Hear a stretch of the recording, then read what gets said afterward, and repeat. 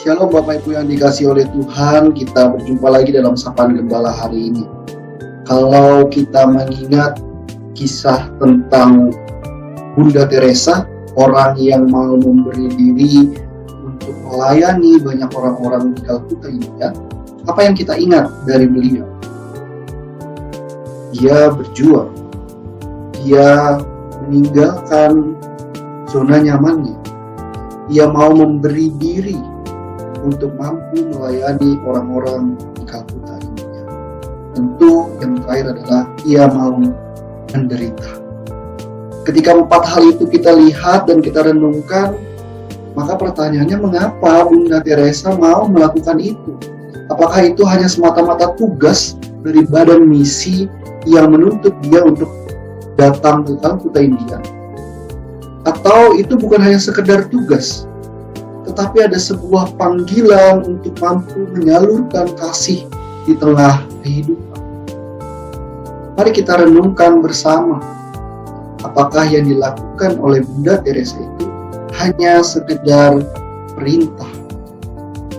Namun menurut saya itu bukan sebuah perintah, karena ketika ia melakukannya, ia mampu melakukannya dengan baik, dan juga ia melakukannya dengan sepenuh hati. Ia tidak mengeluh dengan apa yang ia hadapi. Tentu banyak orang terkagum-kagum, kenapa Bunda Teresa bisa melakukan itu? Mengapa ia mau mengambil perjalanan kehidupan yang cukup sulit dengan melayani banyak orang yang sedang kesulitan? Ketika kita menyadari bahwa Mother Teresa atau Bunda Teresa mau melakukan itu, maka kita perlu mengingat bahwa ia sebelum melakukan itu, ia hidup di dalam Tuhan.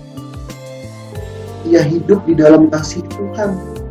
Ia hidup dan bertumbuh tidak hanya secara fisik tetapi spiritual di dalam Tuhan. Ketika ia tumbuh di dalam Tuhan, maka ia mengetahui apa yang perlu ia lakukan sebagai ranting. Di dalam Yohanes 15 ayat yang ke-9 sampai ke-12 kita melihat bagaimana setiap orang diminta untuk mampu menjadi penyalur kasih. Karena mereka sudah tinggal di dalam Tuhan, karena mereka sudah melekat kepada Tuhan. Yang menggerakkan Mother Teresa itu bukan perintah, tetapi yang menggerakkan Mother Teresa itu adalah hatinya. Hati yang sudah bertumbuh di dalam Tuhan. Hati yang sudah diberikan kasih oleh Tuhan. Sehingga ia mau melanjutkan kasih itu bagi orang lain. Bapak Ibu yang dikasihi oleh Tuhan, ketika kita melihat perbuatan dari Mother Teresa ini, apa yang mau kita ambil dalam kehidupan kita? Apa yang mau kita renungkan hari ini? Kita dapat merenungkan dan mempertanyakan diri kita kembali. Apakah kita sudah tumbuh di dalam Tuhan? Kalau sudah tumbuh, apa buahnya? Apakah kita masih mementingkan diri sendiri sehingga kita tidak mampu meneruskan kasih di dalam kehidupan kita bersama?